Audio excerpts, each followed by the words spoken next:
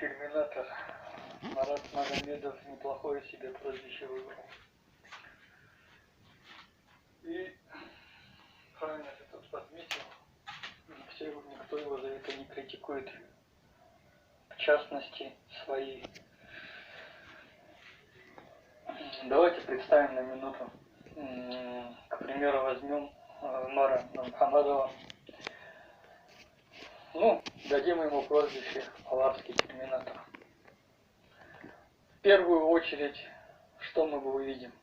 В первую очередь мы увидим от своих же аваров критику, шквал обвинений в нацизме, выделении своей нации на общем фоне Дагестана и так далее.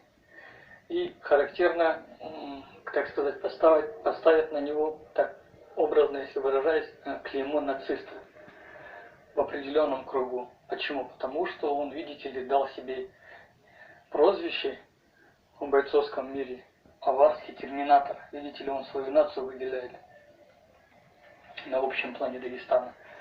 А если другие там себе дают, там, Лакский терминатор, там, Даргинский лев, там, Кумыкский мышонок и так далее, то им как бы это допустимо. Почему? Потому что им все это с рук сходит. Ну, почему-то аварам, когда авары начинают говорить о своем патриотизме, так сразу же нас обвиняют в нацизме. Меня всегда вот этот вопрос волновал. И, наверное, пока не найду на него ответа. Почему нас так ненавидят в Дагестане? Лишь из-за того, что мы хотим объединить свой народ. Не говоря уже про других атрибутов, там, флаги, национальные идеи какие-то или еще что-то.